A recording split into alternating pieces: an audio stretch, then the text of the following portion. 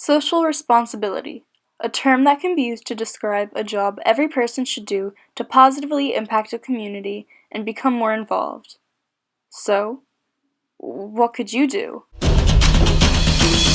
Every once in a blue moon, my mother drags me out to church, and rather than being the social butterfly I am, sitting in a church far too early in the morning, I instead hang out in the nursery to look after the babies and toddlers of the church, in which case I have grown close to many children there and consider myself part of the community. While being in the nursery, it is not difficult to realize that the nursery lacks in necessities, such as something as simple as diapers, and is not the most sanitary place in the world. With this, I realized I could fix this place up to make it less of an unsanitary environment for the children that come.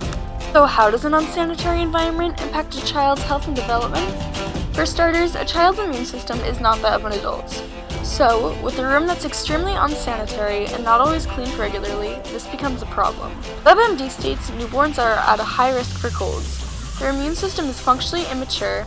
It's important to help newborns build a strong immune system before they are exposed to cold viruses. Another part of the nursery that lacks sanitation is most definitely the lack of diapers. Studies show 1 in 4 children will develop a moderate to severe case of diaper rash, and the best treatment, aside from creams and powders, is preventing them in the first place. However, without diapers in the nursery in the first place, there is no way to prevent it for the time period the parents are in church. Upon doing research I discovered at the University of Buffalo, researchers found that some bacteria may remain on surfaces for extended periods of time because they form biofilms when infecting human tissues. Germs that cause common illnesses, including ear infections and strep throat, can linger on surfaces, such as children's toys and books, for hours after contamination. In their latest study in infection and immunity, researchers found that in the daycare center they examined, 4 of 5 stuffed toys were contaminated with a germ that's the leading cause of ear infections and can also lead to dangerous respiratory tract infections in children. Upon learning all this information, I decided not just to speak, but to act.